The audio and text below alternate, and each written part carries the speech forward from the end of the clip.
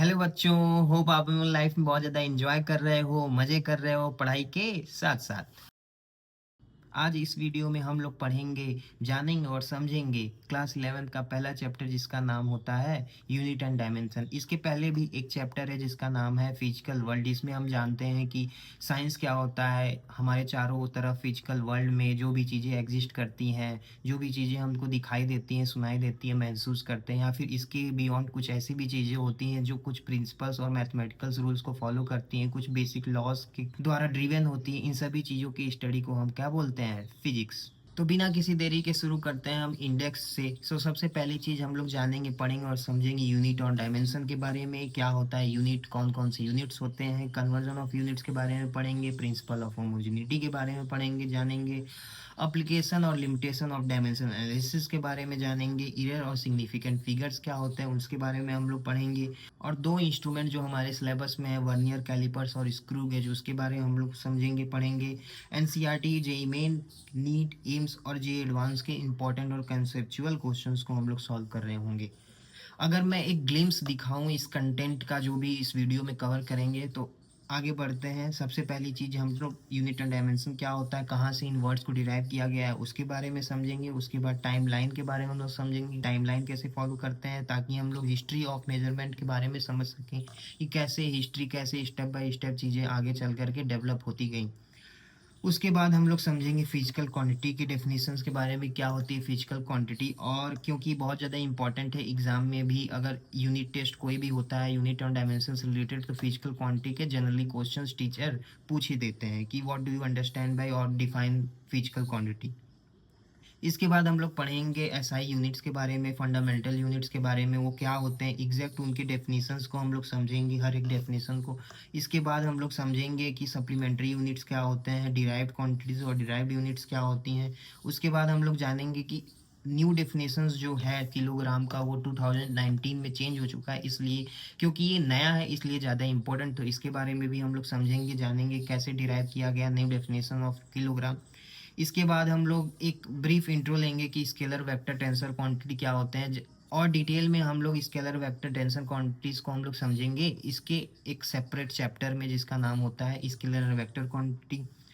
फिर उसके बाद हम लोग पढ़ेंगे यूनिट एंड कन्वर्जन के बारे में, एंड देन कुछ प्रॉब्लम्स को हम लोग सॉल्व करेंगे। उसके बाद हम लोग डायमेंशंस के बारे में पढ़ेंगे। इसके बाद हम लोग जानेंगे डायमेंशंस के बारे में, डायमेंशंस क्या होते हैं, डायमेंशंस के एप्लीकेशंस क्या क्या होते हैं उसके बारे में हम लोग पढ़ेंगे।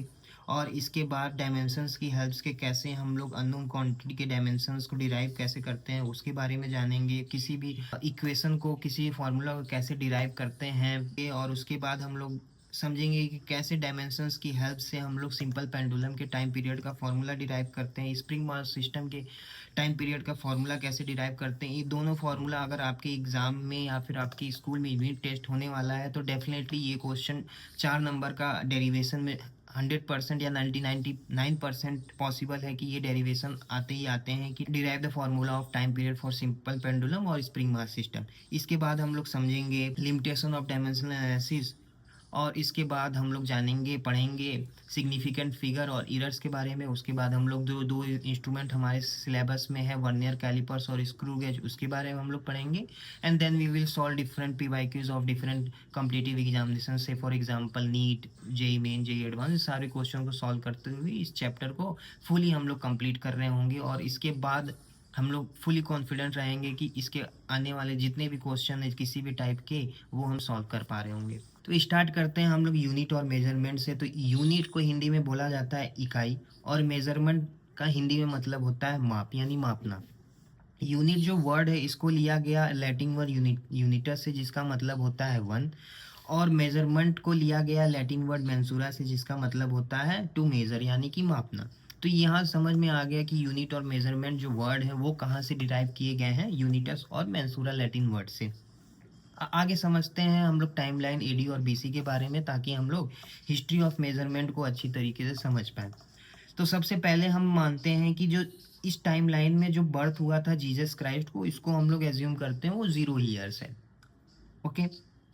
उसके बाद के जितने ईयर्स भी होते हैं उनको हम लोग रिप्रेजेंट करते हैं एडी से, जिसका फुल फॉर्म होता है एनो डोमिनी, जिसका मतलब होता है in the year of God, यानी कि उस ईयर में गॉड प्रेजेंट थे और हम मानते हैं कि हाँ गॉड हमेशा से प्रेजेंट है, तो उसलिए हम लोग बोलते हैं जब जीसस क्राइस्ट का बर्थ हुआ था उसके बाद जितने भी ईयर्स होते हैं उसको हम लोग बोलते हैं एडी। यानी कि अगर से फॉर एग्जांपल मैं 1947 अगर इंडिया का इंडिपेंडेंस डे मनाया जाता है, इसको अगर मैं बोलूँ तो 1947 एडी में इंडिपेंडेंस डे इंडिया का मनाया जाता है। इसी तरीके से जब जीसस क्राइस्ट का बर्थ हुआ था इससे पहले के जो भी टाइम लाइन है उसको हम लोग बोलते हैं बिफोर क्राइस्ट। यानी कि जो कंस्ट्रक्शन ऑफ गीजा पिरामिड हुआ था से फॉर एग्जांपल वो 2500 बीसी में हुआ था। होप आपको एडी और बीसी का टाइमलाइन अच्छे से समझ में आ गया है। तो आगे बढ़ते हैं हम लोग और समझते हैं हिस्ट्री ऑफ यूनिट और मेजरमेंट के बारे में। तो शुरुआत हुई थी यूनिट ऑन डायमेंशन की कुछ फेज 1 एनसीएट एरा 3000 बीसी में, जिसमें बॉडी को ही हम लोग as a measurement unit define किए थे, जिसमें कि ये बताया गया था कि जो एल्बो से लेकर के फिंगर टिप के डिस्टेंस होगी उसको हम लोग एक क्यूबिक मास्टर बोलेंगे, और इसको हम लोग रिप्रेजेंट करेंगे एक ईंट लेंगे और उस ईंट की जितनी भी लंबाई होगी उसको हम लोग बोल देंगे 1 क्यूबिट। फुट जो भी एक फुट की जो भी लंबाई होती है उसको हम लोग बोलेंगे फुट, और एक कदम को बोलेंगे पेस। और जो काली उंगली और अंगूठे के बीच में डिस्टेंस होगा उसको हम लोग अंगुल और हैंड स्पैन बोलेंगे। ये इंडिया में उस टाइम पे बहुत ज़्यादा फेमस हुआ करता था, जिसको हम लोग आज भी देसी भाषा में बोलते हैं एक बित्ता दो बित्ता हमको चाहिए। उसके बाद ही हम लोग वेट को कैसे मेजर करते हैं, उसमें जो कैरेट ग्रेन्स और रत्ती जो होते हैं, रत्ती इंडिया में काफ़ी फेमस हुआ करता था और हम लोग वेट को इस तरीके से मेजर करते थे, जिसमें एक रत्ती जो होता था लगभग एक सीड जो होती थी, रत्ती एक सीड होती है उसको हम लोग बोलते थे रत्ती, और ये लगभग 0.12 ग्राम होता था। और 8 रत्ती थोड़ा सा और ज़्यादा वेट मेज़र करने के लिए 8 रत्ती को हम लोग एक मस्सा बोलते थे, और 12 मस्सा को एक तोला हम लोग बोला करते थे, जो कि आज भी एक तोला का मतलब होता है लगभग 11.6 ग्राम। और ये आज के डेट में भी हम लोग यूज़ करते हैं। जो भी गांव में जो भी औरतें होती हैं, जो भी फीमेल्स होती हैं, वो आज के डेट में भी वो किसी सोनार की दुकान पे जाती हैं, पूछते हैं एक तोले सोने का दाम कितना है। लेकिन इस मेजरमेंट रूल के बिहाफ पे प्रॉब्लम्स क्या होती थी कि अगर कोई बंदा अगर टॉलर है तो उसकी फुट की लंबाई ज़्यादा होगी, उसके क्यूबिट की लंबाई भी ज़्यादा होगी, और कोई छोटा है तो उसके एक कदम छोटा होगा। तो इस तरीके से बहुत सारी इनकन्सिस्टेंसी आ रही थी। तो इस एरा के बाद फिर नेक्स्ट एरा आता है जिसको हम लोग बोलते हैं फेज 2 इंडस वैली सिविलाइजेशन, जो कि लगभग 2500 बीसी के दौरान स्टार्ट हुई थी। और इसमें स्टैंडर्डाइज वेट का यूज़ किया गया था, प्रिसाइज स्टोन का यूज़ किया जाता था, जिसमें हम लोग प्रिसाइज स्टोन को ही एक फंडामेंटल यूनिट मान लेते थे और इसकी मदद से वेट को हम लोग मेज़र कर रहे होते थे। इसके बाद का जो फेज़ होता है फेज़ 3, वो राजा महाराजाओं का होता है, और जिसमें राजा महाराज डिक्रीज का मतलब होता है आदेश देना, जिसमें राजा महाराजाओं ने आदेश दिया कि उनके आँख से लेकर के जो भी थंब के बीच का जो डिस्टेंस होगा उसको हम लोग बोलेंगे 1 यार्ड।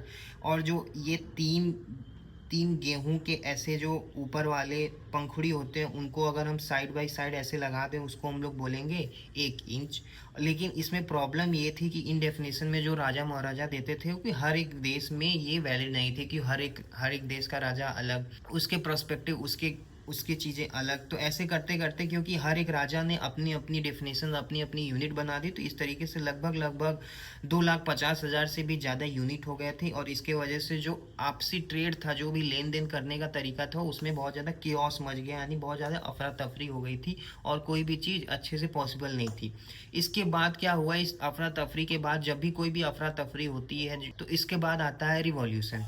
और नेक्स्ट रिवॉल्यूशन जो आया जिसको हम जानते हैं फेज 4 नाम से, वो उसको बोला जाता है द मैट्रिक रिवॉल्यूशन। 1790s में इसकी स्टार्टिंग हुई थी, और इसमें कुछ लॉजिक्स और नेचर की हेल्प से डिफाइन किए गए थे, जिसमें सबसे पहला लॉजिक ये लगाया गया कि नॉर्थ पोल से लेकर के इक्वेटर के जो भी डिस्टेंस होता है उसको हम लोग डिवाइड कर दे 1 करोड़ से, तो जो डिस्टेंस हमको मिलेगी उसको हम लोग बोलेंगे 1 मीटर। किलोग्राम को क्या बोला गया कि 1 डेसीमीटर क्यूब, जो कि 1 लीटर के अप्रॉक्स बराबर होता है, उसको हम लोग बोलते हैं 1 किलोग्राम। और इसके साथ ही डेसिमल सिस्टम की भी स्थापना हुई, जिसने बहुत ज़्यादा लेन देन को आसान कर दी, यानी कि 10 के मल्टीपल्स में चीज़ें हम लोग लेते थे, यानी बेस 10 माना गया, यानी हमें 10 चीज़ें दे दो, 10 केले दे दो, 10 अंडे दे दो, जैसे आज एक दर्जन हम बोलते हैं, वैसे 10 की जो स्थापना हुई थी, जो बेस सिस्टम 10 की स्थापना हुई थी 1970 मैट्रिक रिवॉल्यूशन के दौरान हुई थी। आगे बढ़ते हैं फेज़ 5 की तरफ। तो फेज़ 5 जिसका नाम होता है आर्टिफैक्ट एरा, जो कि 1875 में स्टार्ट हुई थी, या फिर बोल सकते हैं लेट 90s में स्टार्ट हुई थी। जिसमें कुछ मास्टर कॉपीज़ बनाई गई। जैसे से फॉर एग्जांपल हमने एक रॉड बनाया प्लेटिनम और इरिडियम का, उसको हम लोग बोल दिया कि ये 1 मीटर होगा, और इसको हम लोग एक वॉल्ट में, फ्रांस के एक वॉल्ट में हमने इसको डाल दिया, और इसके कई सारे कॉपीज़ बनाए जो अलग अलग देशों में हमने भेज दिया, और बोल दिया कि यही आज से स्टैंडर्ड होगा, इसको हम लोग 1 मीटर मानेंगे हर एक देश में। इसी तरीके से प्लेटिनम और इरिडियम का हमने क्या बनाया, जिसका नाम हम लोग रखे थे ली ग्रैंड के, और एक तरीके का सिलेंड्रिकल क्यूब था जो जिसके वेट को हमने बोला 1 किलोग्राम, और इसके कॉपी हर एक कंट्रीज़ में हमने भेज दिया, और यहाँ पे इंटरनेशनली ये बोल दिया गया कि 1 किलो का वेट इतना होता है। इसके बाद आता है फेज 6, जिसमें हम लोग मॉडर्न एसआई यूनिट और एटॉमिक ट्रांजिशंस की हेल्प से हम लोग फिजिकल क्वांटिटीज़ को डिफाइन करते हैं, और इसकी स्टार्टिंग हुई थी 1960s के टाइम। और इस फेज के टाइम ही जो 7 फंडामेंटल यूनिट्स थे उसको दिया गया मास, टाइम, लेंथ के लिए किलोग्राम, इंटेंसिटी कैंडिला, अमाउंट के लिए मोल, और टेम्परेचर के लिए केल्विन। और इस फेज में बियॉन्ड फिजिकल ऑब्जेक्ट्स की मदद से हमने डिफाइन किया यूनिट और डायमेंशन से। फॉर एग्जांपल लेंथ को हमने डिफाइन किया कि जो स्पीड ऑफ लाइट की हेल्प से, जो कि एक कांस्टेंट और यूनिवर्सल ट्रू होगा, जो भी उसकी वैल्यू होगी हर जगह उतनी होगी स्पीड ऑफ लाइट की। तो इसमें किसी फिजिकल ऑब्जेक्ट की हेल्प से नहीं हमने डिफाइन किया, बल्कि जो यूनिवर्सली ट्रू है उनकी हेल्प से, जैसे स्पीड ऑफ लाइट की हेल्प से लेंथ डिफाइन किया।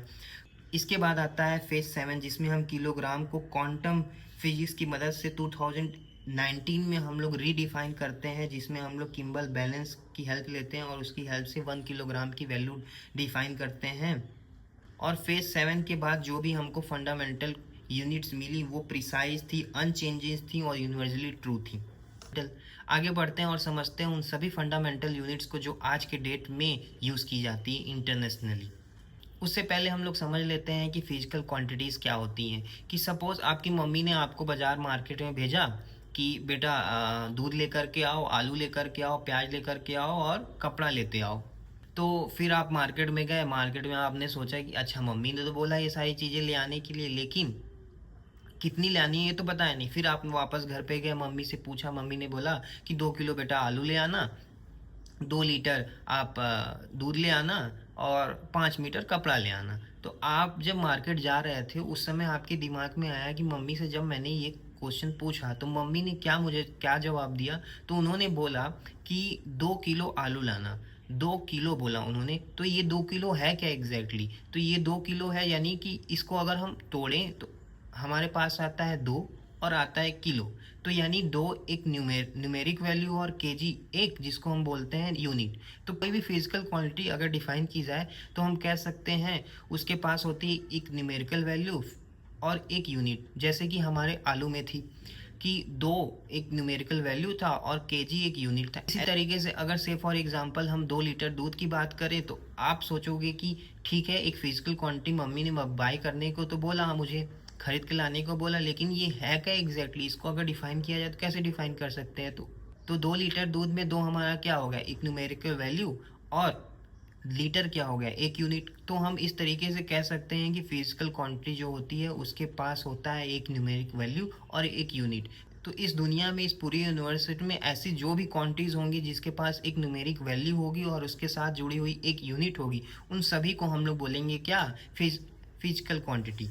तो समझते हैं इसका डेफिनेशन, जो कि एग्जाम में मोस्ट 90 to 99% आता ही आता है, पूछा जाता है। Define what do you understand by physical quantity. तो ऐसी सभी quantities, all quantities that can be measured, जो भी नापी जा सकें, ठीक है, और उनके पास एक नंबर हो और उनके पास क्या हो, एक यूनिट हो।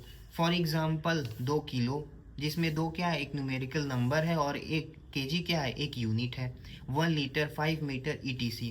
और ये यूज किए जाते हैं किस लिए, लॉज ऑफ फिजिक्स को डिस्क्राइब करने के लिए। से फॉर एग्जांपल जो न्यूटन्स लॉ ऑफ मोशन हो गया, ओम्स लॉ हो गया। न्यूटन्स लॉ ऑफ मोशन वही कि फोर्स जो होता है वो प्रोडक्ट होता है next external force is equal to mass multiply by acceleration, ठीक है। ये मास यहाँ पे हमने लिखा force is equal to mass into, तो मास क्या है, एक फिजिकल क्वांटिटी है। आगे हम समझेंगे कि एक्सेलरेशन भी एक फिजिकल क्वांटिटी है, जिसको हम लोग डिराइव्ड फिजिकल क्वांटिटी हम बोलते हैं। एग्जाम्पल ऑफ फिजिकल क्वांटिटी, जैसे टाइम एक फिजिकल क्वांटिटी, लेंथ हो गया, मास हो गया, फोर्स हो गया, वर्क डन हो गया, ये सारे के सारे क्या हैं, physical quantities.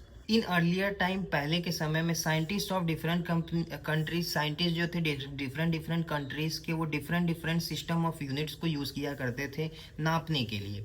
Three such system, तीन ऐसे सिस्टम जिसका नाम है क्या, CGS, FPS और MKS सिस्टम, जो कि आज भी एक्सटेंसिवली यूज़ किए जाते हैं।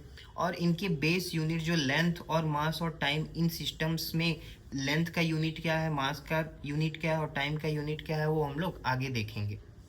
तो अभी हमने जाना कि CGS, FPS और MKS सिस्टम, ये तीन ऐसे सिस्टम है जो आज भी एक्सट्रीमली अलग अलग कंट्रीज़ में यूज़ किए जाते हैं। CGS का मतलब, C का मतलब होता है सेंटीमीटर, यानी कि लेंथ को हम लोग मेज़र करते हैं सेंटीमीटर से। G का मतलब होता है ग्राम, यानी कि वेट को हम लोग मेज़र करते हैं ग्राम से। और टाइम को मेज़र करते हैं हम लोग S सेकेंड से। इसी तरीके से FPS को बोला जाता है फुट पाउंड सेकंड, यानी कि लेंथ को हम लोग मेज़र करते हैं फुट से। P का मतलब होता है पाउंड, यानी वेट को हम लोग मेज़र कर, हमने देखा होगा बहुत सारे शॉप्स पे जो बर्थडे केक्स आते हैं वो उनको मेज़र करते हैं पाउंड में। टाइम को हम लोग मेज़र करते हैं सेकंड में। इसी तरीके से MKS सिस्टम, जिसमें हम लोग लेंथ को मेज़र करते हैं मीटर से, वेट को मेज़र करते हैं किलोग्राम से और टाइम को मेज़र करते हैं सेकंड में। अब इन तीनों सिस्टम के साथ कई सारे ऐसे भी फिजिकल क्वांटिटीज़ थे जिनकी यूनिट डिफाइन करनी ज़रूरी थी, जो कि हमारे इस फिजिकल वर्ल्ड में हमको दिख रहे थे, महसूस हो रहे थे। तो इसी वजह से MKS सिस्टम को एक फंडामेंटल बेस मानते हुए इसी को आगे बढ़ाया गया और हमने डिफाइन किया इंटरनेशनल सिस्टम ऑफ यूनिट्स, एक ऐसी यूनिट्स की सिस्टम जो इंटरनेशनली सब लोग एक्सेप्ट करेंगे। और इनकी संख्या थी टोटल 7, जिसको हम लोग बोलते हैं आज भी फंडामेंटल बेस यूनिट्स या SI बेस यूनिट्स। तो इसमें सबसे पहला आता है लेंथ, दूसरा मास, तीसरा time, electric current, thermodynamic, amount of substance, luminous intensity. तो इन 7 फंडामेंटल यूनिट्स के डेफिनेशंस को हम लोग और अच्छे से अब समझेंगे। तो इसमें सबसे पहली जो फंडामेंटल यूनिट है लेंथ, जिसको हम लोग मेज़र करते हैं किसमें, मीटर में। और ये इंटरनेशनली सभी कंट्रीज़ ने इसको एक्सेप्ट किया।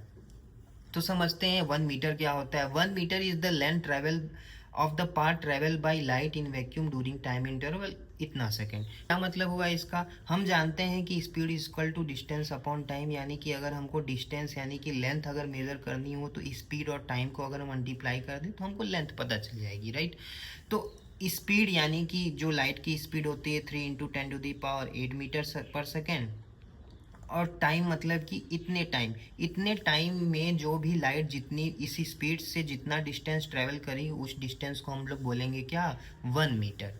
होप आपको ये डेफिनेशंस क्लियर हो गई होगी। आगे बढ़ते हैं हम लोग और समझते हैं मास के डेफिनेशंस को। तो इसमें 1889 में जो सबसे पहले डेफिनेशन दी गई थी 1 किलोग्राम की, वो थी 1 किलोग्राम जो होगा वो मास होगा international prototype of kilogram platinum of indium alloy cylinder जो होगा। यानी कि जो एलॉय सिलेंडर होगा इसको हम प्रोटोटाइप बोलते हैं। इसके कई कॉपीज़ बनाए जा सकते हो। जो एलॉय सिलेंडर है उसका जो भी मास होगा उसको हम लोग बोलेंगे 1 किलोग्राम। और इसको कहाँ रखा गया, इसको रखा गया फ्रांस के पेरिस के एक वॉल्ट में रखा गया। डिफाइन किया गया कि 1 kilogram mass of international prototype of the kilogram a platinum indium alloy cylinder kept at international bureau of weight and measures at Sevres near Paris France. जो फ्रांस के एक वॉल्ट में प्लैटिनम और इरिडियम का जो सिलेंडर रखा हुआ है, उस सिलेंडर का जो भी मास होगा उसको हम लोग बोलेंगे क्या, 1 किलोग्राम। 2019 में न्यू डेफिनेशन आई 1 किलोग्राम की। अच्छा, क्यों न्यू डेफिनेशन की क्या ज़रूरत पड़ी, क्योंकि we know that any body having greater than temperature 0 kelvin would emit electromagnetic radiation. और इलेक्ट्रोमैग्नेटिक रेडिएशंस के कारण क्या होगा, उसके मास में कुछ डिग्रेडेशन आएगा। तो कुछ माइक्रोग्राम जो था इस सिलेंडर से वो कम हो गया। तो जब साइंटिस्ट ने मेज़र किया तो ये देखा, अरे इसके जो प्रोटोटाइप है उनका वेट तो ज़्यादा है या फिर उनका वेट कम है इससे। तो ये देखा गया कि इसका वेट जो है वो हमेशा एक जैसा नहीं रहने वाला है, कुछ माइक्रोग्राम इसके डिग्रेड जरूर होते हैं। तो इस वजह से इसके बाद एक नया डेफिनेशन दिया गया। और क्या दिया गया कि किलोग्राम को डिफाइन किया गया by taking a fixed numerical value of Planck constant. Planck constant की फिक्स न्यूमेरिकल वैल्यू ली गई और उसकी हेल्प से हम लोग किलोग्राम को डिफाइन किया गया। इस प्लैंक कांस्टेंट की जो वैल्यू है वो 6.626 × 10⁻34 जूल सेकंड के बराबर होती है, जो कि इक्वल होता है किलोग्राम, मीटर और सेकंड में। और हम जानते हैं क्या कि सेकंड की एक अपनी डेफिनेशन है, मीटर स्क्वायर की एक अपनी डेफिनेशन है, और इसकी हेल्प से हम लोग किलोग्राम के डेफिनेशंस को हम लोग निकाल सकते हैं।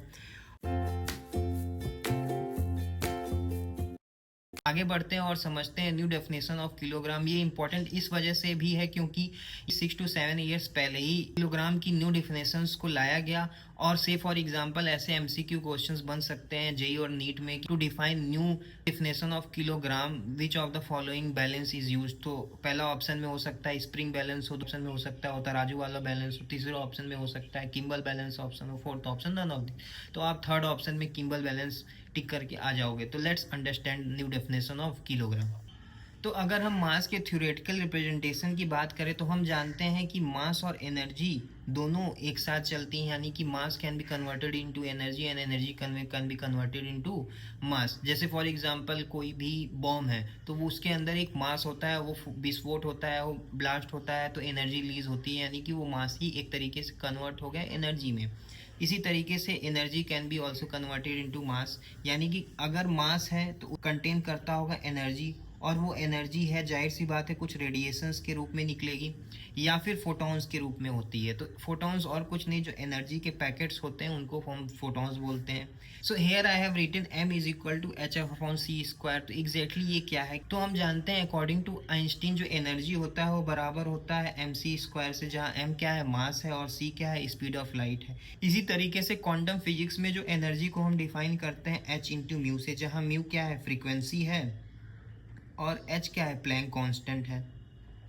ओके, तो अगर मैं बोलूं कि यहाँ से अगर मैं एनर्जी एनर्जी ये भी है एनर्जी ये भी है, यानी ये इक्वेशन और ये इक्वेशन आपस में बराबर होंगे, तो क्या मैं यहाँ से बोल सकता हूँ m c square is equal to h mu. तो यहाँ से क्या मैं बोल सकता हूँ m जो होगा वो h, जहाँ f क्या है फ्रीक्वेंसी है, तो H mu upon c square के बराबर होगा। तो क्या यहाँ पे अगर मैं बोलूँ, अगर मैं फ्रीक्वेंसी उस लाइट की अगर हम फिक्स मान लें, सी की वैल्यू तो फिक्स है ही, और अगर मैं प्लैंक कांस्टेंट एच की वैल्यू भी फिक्स कर दूं, क्या मास की वैल्यू हम निकाल सकते हैं? तो हाँ निकाल सकते हैं।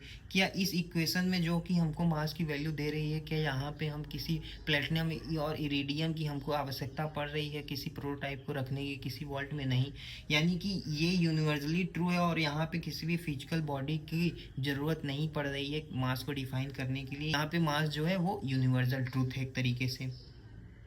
तो ये हो गया थ्योरेटिकल रिप्रेजेंटेशन ऑफ मास, यानी मास को हम बिना किसी फिजिकल बॉडी की हेल्प से डिफाइन कर सकते हैं। बस ये थ्योरेटिकल रिप्रेजेंटेशन बस इतना ही बताता है कि हम मास को डिफाइन कर सकते हैं या फिर रिप्रेजेंट कर सकते हैं without using any physical body जो किसी वॉल्ट में मौजूद हो, राइट। और ये मास की वैल्यू हम डिफाइन कर सकते हैं, मास को डिफाइन कर सकते हैं by fixing the value of Planck constant.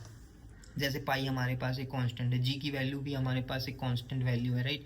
अब समझते हैं कि प्रैक्टिकली अगर मास की वैल्यू अगर आइडेंटिफाई करनी हो, मास को समझना हो, तो हम कैसे इसको समझेंगे। तो प्रैक्टिकल रिप्रेजेंटेशन हम करते हैं using Kimble balance. Kimble balance spring balance की तरह ही होता है। मान लेते हैं जिसमें क्या होता है, ऐसे दो कॉइल्स होते हैं, ये कॉइल्स ऐसे रोटेट करता है, मान लेते हैं v वेलोसिटी से रोटेट कर रहा है और किसी मैग्नेटिक फील्ड में रखा हुआ है। तो हम जानते हैं कि जो फोर्स अप्लाई होता है वो बराबर होता है Q into v cross B के बराबर, वो अपवर्ड फोर्स लगाएगा। और मान लेते हैं किसी ऑब्जेक्ट को हम यहाँ पे रख दे रहे हैं तो ये नीचे लगाएगा mg फोर्स। तो क्या ऊपर की तरफ लग रहा है फोर्स मैग्नेटिक फोर्स और नीचे की तरफ लग रहा है mg, तो क्या मैं बोल सकता हूँ कि ये मैग्नेटिक फोर्स mg के बराबर होगा, और यहाँ से क्या मैं m की वैल्यू निकाल सकता हूँ? हाँ निकाल सकता हूँ। अगर बाकी सारी चीज़ें हमको पता है तो m की वैल्यू हम निकाल सकते हैं। आगे बढ़ते हैं। तो using a Kimble balance exactly 1 kilogram is defined as the mass whose downward gravitational pull mg, जो नीचे की तरफ लगा रहा है pull mg, perfectly suspended and cancel out by the upward electromagnetic force. और अपवर्ड जो इलेक्ट्रोमैग्नेटिक फोर्स है उसके द्वारा कैंसिल हो जा रहा है।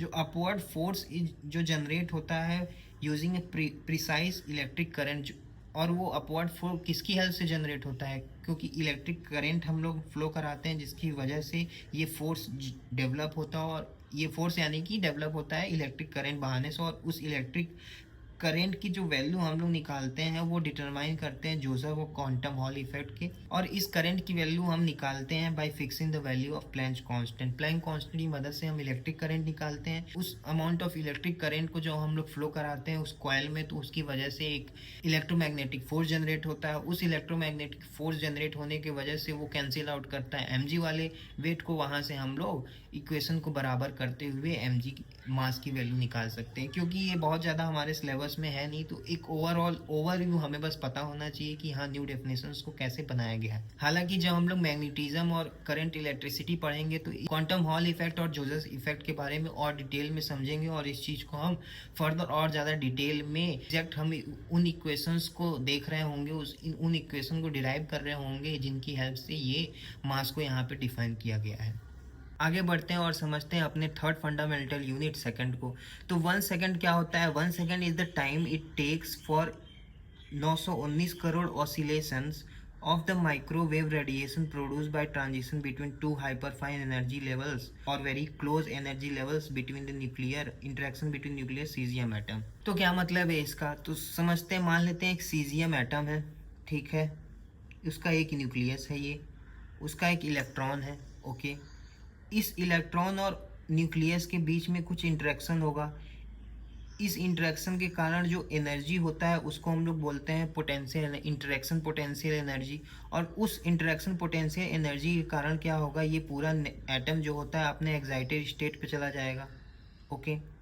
अच्छा, जब अपनी एक्साइटेड स्टेट से इस वाले स्टेट से, ये मान लेते हैं 2 स्टेट है, ये स्टेट 1 और ये स्टेट 2, इस स्टेट से जब वापस स्टेट में ये जाएगा तो कुछ एनर्जी रिलीज करेगा। जो एनर्जी रिलीज करेगा उसकी एक फ्रीक्वेंसी होगी, राइट। और जो एनर्जी रिलीज करता है वो एक वेव के फॉर्म में रिलीज करेगा। जो वेव निकलता है उसको हम लोग बोलते हैं माइक्रोवेव। क्यों बोलते हैं? क्योंकि उसकी जो फ्रीक्वेंसी होती है वो 9 गीगाहर्ट्ज के बराबर होती है। 9 गीगाहर्ट्ज की जो फ्रीक्वेंसी होती है वो माइक्रोवेव फ्रीक्वेंसी के इक्वल होती है, या फिर बोल सकते हैं कि जो वेव, क्योंकि उसकी फ्रीक्वेंसी माइक्रोवेव फ्रीक्वेंसी के रेंज में होती है, इस वजह से जो वेव निकलता है, जो रेडिएशन निकलती है वो माइक्रोवेव होती है एक। अच्छा, क्योंकि हम जानते हैं फ्रीक्वेंसी जो होती है वो नंबर ऑफ ऑसिलेशन पर सेकेंड होती है, ठीक है। हमने बोला कि इतना ऑसिलेशन अगर जो भी वेव निकल रही है अगर वो इतना ऑसिलेशन बनाती है, यानी कि इसकी जो वैल्यू होगी 919 करोड़ के बराबर होगी, ठीक है। और इसकी जो फ्रीक्वेंसी है वो भी 919 करोड़ है। तो यानी कि अगर 1 सेकंड का हम डेफिनेशन निकालें तो ये कड़ याद बचा क्या हमारे पास? 1 सेकंड ही बचा, राइट। तो हम जानते हैं जो फ्रीक्वेंसी होती है वो बराबर होती है नंबर ऑफ ऑसिलेशंस पर सेकंड।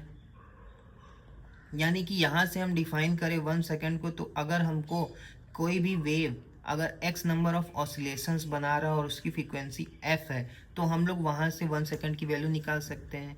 तो अगर हम नंबर ऑफ ऑसिलेशन हमने बोल रखा है कि इतना ऑसिलेशन जब वो बनाए 919 करोड़, और फ्रीक्वेंसी भी जो होती है 9 गीगाहर्ट्ज, तो इसको अगर हम लोग गीगा को हटाएं तो ये भी लगभग 919 करोड़ के आसपास आएगा। तो यहाँ से 1 कट गया और हमने बोल दिया क्या कि यही एक सेकंड है। यानी कि अगर हम इसको समझें तो 1 सेकंड जो होता है वो अगर कोई भी माइक्रोवेव जो कि प्रोड्यूस हुआ है by transition between 2 hyperfine levels. Transition मतलब एक स्टेट से दूसरे स्टेट में जाना, यानी कि ये सीजियम एटम जो कि स्टेट 2 में था और ये सीजियम एटम जो कि स्टेट 1 में था। जब ये एक स्टेट से दूसरे स्टेट में जाता है तो जो इलेक्ट्रोमैग्नेटिक रेडिएशन रे रिलीज करता है वो होता है एक माइक्रोवेव होता है। अच्छा, ये माइक्रोवेव अगर इतने ऑसिलेशंस करेगा, जितने समय में इतने ऑसिलेशंस करेगा, उस टाइम को हम क्या बोलते हैं? 1 सेकंड। और क्योंकि एनर्जी स्टेट 1 और एनर्जी स्टेट 2 के बीच का जो डिफरेंस है, यानी कि E2 माइनस E1 जो है वो बहुत छोटा है, यानी कि बहुत कम है ये। इस वजह से अगर 2 स्टेट जो कि बहुत ज़्यादा क्लोज हो एक दूसरे के, यानी उनके बीच का जो एनर्जी डिफरेंस है वो बहुत कम है, उन एनर्जी स्टेट्स को हम क्या बोलते हैं? हाइपर फाइन एनर्जी लेवल्स, यानी कि वेरी क्लोज एनर्जी स्टेट्स। आगे बढ़ते हैं और समझते हैं अपने फोर्थ फंडामेंटल यूनिट एम्पियर के बारे में। एम्पियर डिफाइन किया गया है टू मेजर इलेक्ट्रिक करंट, और इसका जो सिंबल होता है वो कैपिटल ए होता है। तो समझते हैं एग्जैक्टली 1 एम्पियर होता क्या है। तो मान लेते हैं हमारे पास 2 वायर्स हैं, उन दो वायर्स में करंट जो बह रही है, पहली वायर में वो बह रही है I1, दूसरी वायर में जो करंट बह रही है I2। अच्छा, मान लेते हैं ये वायर सेटअप जो है किसी मैग्नेटिक फील्ड बी में रखी हुई है और इन वायर्स के बीच का डिस्टेंस जो है वो है d। तो इन वायर्स के ऊपर जो फोर्स लगता है, उसकी जो वैल्यू होती है, मान लेते हैं इस वायर्स का जो लेंथ है वो है L, दोनों वायर्स का जो लेंथ है वो L है। जो फोर्स पर यूनिट लेंथ लगता है वो बराबर होता है 2 इंटू 10⁻⁻7। जो करंट बह रही है उनके प्रोडक्ट I1 I2, उनके बीच का जो डिस्टेंस है डिवाइडेड बाई d। तो अगर मैं बोलूँ, अगर मैं I1 और I2 को 1 रख दूँ, यानी कि उनके करंट, अगर मैं 1 एम्पियर करंट दौड़ाऊँ, तो उन दोनों वायर्स के बीच में जो लगने वाला फोर्स होगा क्या, वो बराबर होगा 2 इंटू 10⁻⁻7 न्यूटन्स के। तो बस यही डेफिनेशंस है, जो फोर्स पर यूनिट लेंथ होगा वो। तो यही डेफिनेशंस है। तो यही इसी से डेफिनेशन निकाल लिया गया कि अगर दो पैरेलल वायर हैं जिनके बीच का डिस्टेंस जो है वो 1 मीटर है और उनमें बहने वाली जो करंट होगी वो 1 एम्पियर तब होगी जब उनके बीच में लगने वाला जो फोर्स है वो इसके बराबर होगा। तो वही दिया हो गया है कि 1 एम्पियर जो है एक कांस्टेंट करंट के बराबर होता है, जो कि two straight parallel conducting wires जिसका लेंथ L है और जीरो नेग्लिजिबल क्रॉस सेक्शंस है और वो 1 मीटर की डिस्टेंस पे रखी हुई हैं। तो उनके बीच जो लगने वाला जो फोर्स है, अगर वो 2 इंटू 10⁻⁻7 न्यूटन के बराबर होता है, तो उसमें जो करंट दौड़ रही होती है उस वायर्स में वो होती है 1 एम्पियर के बराबर। आगे बढ़ते हैं और समझते हैं अपने नेक्स्ट फंडामेंटल यूनिट केल्विन, जिसको हम लोग डिनोट करते हैं सिंबल कैपिटल K से। और इस यूनिट की हेल्प से हम थर्मोडायनामिक टेम्परेचर यानी सिंपल टेम्परेचर्स को मेज़र करते हैं। इसको समझने के लिए हम समझते हैं ट्रिपल पॉइंट ऑफ वाटर। क्या होता है ट्रिपल पॉइंट ऑफ वाटर? कि एक ऐसा टेम्परेचर जिस पे कोई भी सब्सटेंस जो होते हैं अपने तीनों स्टेट में होता है, यानी सॉलिड, लिक्विड और गैस तीनों स्टेट में पाया जाता है उस टेम्परेचर पर, उसको हम लोग बोलते हैं ट्रिपल पॉइंट। तो पानी के लिए ये ट्रिपल पॉइंट जो होता है 0.01 डिग्री सेल्सियस या फिर बोल सकते हो 0 डिग्री सेल्सियस। तो अगर हम किसी आइस क्यूब को रेफ्रिजरेटर से बाहर निकाल करके ज़मीन पे रखें तो हम देखेंगे कि ज़मीन की जो सतह है वो गीली भी हो चुकी है, आइस अपने सॉलिड स्टेट में भी है और प्लस कुछ गैसियस वेपर्स इवेपरेट होकर के उड़ रहे होंगे।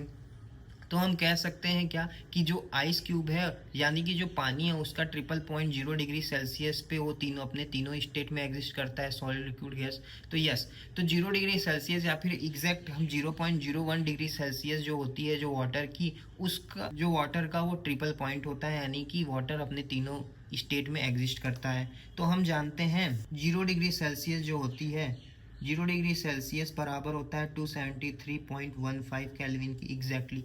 ओके, तो क्या हम बोल सकते हैं 0.01 डिग्री सेल्सियस जो होगा वो 273.16 केल्विन के बराबर होगा? अच्छा, तो मैं क्या कह सकता हूँ कि ये जो 0.01 डिग्री सेल्सियस है ये ट्रिपल पॉइंट है, यानी कि ट्रिपल पॉइंट को अगर मैं 273.16 के डिवाइड कर दूँ ये बराबर होगा 1 केल्विन के। तो वही यहाँ पे बोल रखा है कि जो फ्रैक्शन होता है 1/273.16 जो फ्रैक्शन है thermodynamic triple point of water temperature का, उसको हम लोग डिफाइन करते हैं 1 की, यानी कि 1/273 जो फ्रैक्शन है किस ट्रिपल पॉइंट ऑफ वाटर का, उसको हम लोग क्या बोलते हैं? 1 केल्विन। आगे बढ़ते हैं और समझते हैं अपने नेक्स्ट फंडामेंटल यूनिट मोल को, जिसकी हेल्प से हम मेज़र करते हैं किसी भी अमाउंट, किसी भी सब्सटेंस की क्वांटिटी कितनी, अमाउंट कितना है उसको मेज़र करते हैं, और इसकी जो सिंबल होती है MOL होती है। तो इसको समझने के लिए अगर हम कार्बन 12 जो है उसका एक 12 ग्राम का 12 ग्राम लें, कार्बन 12 ग्राम लें, तो उस 12 ग्राम कार्बन 12 में जितने भी छोटे छोटे जितने भी एटम्स पाए जाएंगे, जितने भी पार्टिकल्स या एटम्स होंगे, उसको उनकी जो संख्या होती है उसी को हम लोग बोलते हैं 1 मोल। यानी कि इनमें जो 12 ग्राम कार्बन 12 में जो एटम्स या पार्टिकल्स की जो संख्या होती है वो होती है 6.022 इंटू 10⁻23 पार्टिकल्स या फिर एटम्स। इसी को हम लोग क्या बोल देते हैं? इसी को हम लोग बोलते हैं 1 मोल। यानी 1 मोल जो होता है इतने पार्टिकल्स के बराबर होता है, और ये पार्टिकल्स कहाँ से निकल के आते हैं? कार्बन 12 के 12 ग्राम। आगे बढ़ते हैं और समझते हैं अपने लास्ट 7th फंडामेंटल यूनिट्स के बारे में, जिसका नाम है कैंडिला और इसका जो सिंबल है CD, और इसकी हेल्प से हम लोग मेज़र करते हैं किसी भी लाइट के लुमिनस इंटेंसिटी को या फिर ब्राइटनेस को बोल सकते हैं। तो वन कैंडिला क्या होता है, तो मान लेते हैं हमारे पास इस स्फेरिकल बॉल है, और प्लास्टिक वाली जो बॉल आती है खेलने की, स्फेरिकल अंदर से खोखली होती है, उसके बीच में हमने एक लग दिया हमने टॉर्च, ओके, जिसकी फ्रीक्वेंसी जो है वो 540 इंटू 10⁻12 के बराबर है, 12 हर्ट्ज के बराबर है। अच्छा, और अब इस टॉर्च जिसकी फ्रीक्वेंसी इसके बराबर है 540, ये कुछ लाइट एमिट करेगा। अच्छा, जो लाइट एमिट करता है, अगर मान लेते हैं उसकी पावर जो है 1/683 वाट के बराबर है, और अगर हम 1 मीटर स्क्वायर के जितना एरिया उसमें हम लोग होल्ड कर देते हैं, और इसकी जो रेडियस है वो 1 मीटर के बराबर है, और अगर हम यहाँ से आँख लगा के देखें तो इस पोर्शन से जो हमें चमक दिखाई देगी, उस चमक या फिर बोल सकते हैं उस लाइट की इंटेंसिटी की जो वैल्यू होगी वो होगी 1 कैंडिला। तो वही यहाँ पे लिखा हो गया, 1 कैंडिला इज द लुमिनेंट इंटेंसिटी, वो चमक किसी पर्टिकुलर डायरेक्शन में, इस डायरेक्शन में, ठीक है, किसी मोनोक्रोमेटिक रेडिएशन ऑफ फ्रीक्वेंसी, एक ऐसे सोर्स की जिसकी फ्रीक्वेंसी क्या हो 540 इंटू 10⁻12 हर्ट्ज के बराबर हो, एंड इक्वल टू 1/683 वाट पर स्टेरेडियन। पर स्टेरेडियन का मतलब होता है जो एरिया है डिवाइडेड बाई जो इसकी रेडियस है वो। तो क्या एरिया हमने 1 मीटर स्क्वायर बोल दिया था, रेडियस भी हमने, वो तो स्टेरेडियन की वैल्यू क्या होगी 1। तो क्या हम बोल सकते हैं कि इतनी वॉट अगर पावर ट्रांसफ़र हो रही है, तो जो इतने वॉट पावर ट्रांसफ़र की वजह से जो हमें चमक दिखाई पड़ेगी, उसकी वैल्यू जो होती है वो होती है 1 कैंडिला। अच्छा, यहाँ पे हम लोग 540 इंटू 10⁻12 हर्ट्ज ही क्यों लिया, क्योंकि जब एक्सपेरिमेंट किया गया तो ये देखने को मिला कि येलो ग्रीनिश लाइट की जो चमक है, जो इंटेंसिटी है, लुमिनस इंटेंसिटी, वो सबसे ज़्यादा है। ऐसे फॉर एग्जांपल जो रेड की इंटेंसिटी थी वो कम थी, तो इस वजह से हमने जो लाइट लिया इस डिफाइन करने के लिए, वो सबसे चमकदार वाली लाइट की फ्रीक्वेंसी ली, जिसकी वैल्यू होती है अप्रॉक्स 540 इंटू 10⁻12 हर्ट्ज के बराबर। आगे बढ़ते हैं और समझते हैं एसआई सप्लीमेंट्री यूनिट। सप्लीमेंट्री मतलब जैसे एग्जाम में हम एक सप्ली मांगते हैं, यानी कि कुछ एक्स्ट्रा मांगते हैं, तो इसी तरीके से 2 एक्स्ट्रा यूनिट डिफाइन किए गए। पहला था प्लेन एंगल और दूसरा था सॉलिड एंगल। प्लेन एंगल क्या होता है, प्लेन एंगल कुछ नहीं, ये रेशियो होता है आर्क लेंथ, जो आर्क होती है उसकी लेंथ मान लेते हैं ds है, जो रेडियस है वो r है, तो ds अपॉन r की जो वैल्यू होती है उसी को हम लोग बोलते हैं क्या, रेडियन। से फॉर एग्जांपल अगर मैं किसी फील्ड में ऐसे खड़ा हूँ, मान लेते हैं कोई बड़ा सा फील्ड है, एक चीटा अगर एक आर्क बनाते हुए एक इस पॉइंट से इस पॉइंट तक गई, ठीक है, प्लेन में, तो सेंटर से जो एंगल होगा, मान लेते हैं उस एंगल की वैल्यू है डी थीटा, और इसने जो लेंथ कवर किया आर का वो है ds, और जो रेडियस है वो है r। तो जो प्लेन एंगल होगा डी थीटा वो बराबर होगा ds अपॉन r के बराबर, यानी ratio of arc upon length. इसी तरीके से जो सॉलिड एंगल होता है वो मान लेते हैं एक कोन है हमारे पास, ऐसा एक बड़ा सा कोन है, एक कोन है हमारे पास, ठीक। तो इस 3D कोन के बीच का जो सॉलिड एंगल होगा, ऐसा जो एंगल होगा, ये अंदर वाला पोर्शन जो एंगल है ये, ठीक है, इस एंगल को हम लोग बोलते हैं सॉलिड एंगल। और मान लेते हैं ये जो एरिया है ये है dA, और ये जो रेडियस है वो है हमारा r। तो सॉलिड एंगल जो होता है वो रेशियो होता है dA अपॉन r स्क्वायर के बराबर। इसको ऐसे भी हम समझ सकते हैं, मान लेते हैं एक हमारा सर्कुलर स्फीयर है, और जो एरिया है वो है s, और जो उस एरिया के सेंटर से होते हुए जो डिस्टेंस है वो r। तो जो स्टेरेडियन की वैल्यू होती है वो बराबर होता है area divided by r square की। आगे बढ़ते हैं और समझते हैं derived units and derived quantities. तो क्या होते हैं डिराइव्ड यूनिट्स, तो ऐसे यूनिट्स जो फंडामेंटल यूनिट की हेल्प से डिराइव किए जाते हैं, उन यूनिट्स को हम लोग बोलते हैं डिराइव्ड यूनिट्स। और ऐसे यूनिट से बने हुए फिजिकल क्वांटिटी को हम बोलते हैं डिराइव्ड फिजिकल क्वांटिटीज़। तो अगर मैं बात करूं, जैसे फॉर एग्जांपल मीटर हमारा लेंथ का फंडामेंटल यूनिट हमारा था मीटर, तो अगर मीटर को मीटर से मल्टीप्लाई कर दे मीटर स्क्वायर बन जाएगा, और जो डिराइव्ड क्वांटिटी इससे बनती है उसको हम बोलते हैं क्या, एरिया। इसी तरीके से वॉल्यूम। नेक्स्ट है हमारा स्पीड और वेलोसिटी। तो मीटर और सेकंड को अगर हम डिवाइड कर देते हैं, 2 फंडामेंटल यूनिट्स को डिवाइड कर दें मीटर और सेकंड से, तो हमारी एक डिराइव्ड यूनिट बनती है मीटर सेकंड, और उस डिराइव्ड यूनिट की हेल्प से जो फिजिकल क्वांटिटी हम लोग बनाते हैं उसको हम बोलते हैं स्पीड और वेलोसिटी। इसी तरीके से डेंसिटी जो होती है डिराइव्ड क्वांटिटी होती है, और इसको हम बनाते हैं किलोग्राम और मीटर को डिवाइड करके। इसी तरीके से कॉन्सेंट्रेशन जो होता है मोल पर मीटर क्यूब के बराबर होता है। Similarly here I have defined other derived quantities, their unit symbol और उनके एसआई बेस यूनिट एक्सप्रेशंस जो कि कॉमनली हमारे फिजिक्स में यूज़ किए जाते हैं। पहला हमारा फ्रीक्वेंसी, जिसकी एसआई यूनिट जो होती है सेकंड इनवर्स के बराबर होती है, और इसको हम लोग हर्ट्ज भी बोलते हैं। एचजेड इसका सिंबल है। सिमिलरली फोर्स या वेट की एसआई जो यूनिट होती है वो किलोग्राम मीटर पर सेकंड स्क्वायर के बराबर होती है, और इसको हम लोग रिप्रेजेंट करते हैं 1 न्यूटन से। प्रेशर और स्ट्रेस को हम लोग बोलते हैं पास्कल, और इसकी जो एसआई यूनिट होती है किलोग्राम मीटर इनवर्स पर सेकंड स्क्वायर बोलते हैं। एनर्जी और वर्क डन की एसआई यूनिट ये होती है, और इसको हम लोग नाम देते हैं 1 जूल। पावर की एसआई यूनिट होती है ये, और इसको हम वॉट से भी रिप्रेजेंट करते हैं। इसी तरीके से इलेक्ट्रिक चार्ज को कूलॉम से, इलेक्ट्रिक पोटेंशियल को वोल्ट से, और लुमिनस फ्लक्स को ल्यूमेन से रिप्रेजेंट किया जाता है। तो ओवरऑल अगर फाइनली हम यूनिट और मेजरमेंट को डिफाइन करें तो यूनिट जो है वो उनको 2 पार्ट्स में डिवाइड किया गया। पहला फंडामेंटल यूनिट्स और दूसरा डिराइव्ड यूनिट्स। फंडामेंटल यूनिट्स जो फिक्स होते हैं उनकी नंबर जो होते हैं 7 होते हैं, 7 ही फंडामेंटल यूनिट्स होते हैं, और इन फंडामेंटल यूनिट की हेल्प से जो फंडामेंटल क्वांटिटीज डिफाइन किए जाते हैं, जैसे लेंथ हो गया, मास हो गया, टाइम हो गया, इलेक्ट्रिक करंट होंगे, इनको हम बोलते हैं क्या, फंडामेंटल फिजिकल क्वांटिटीज। और जो यूनिट्स डिराइव किए जाते हैं वो फंडामेंटल यूनिट्स की हेल्प से, उनको हम बोलते हैं डिराइव्ड यूनिट्स, और इनकी हेल्प से जो फंडामेंटल क्वांटिटीज डिफाइन किए जाते हैं उनको हम लोग बोलते हैं डिराइव्ड फिजिकल क्वांटिटीज।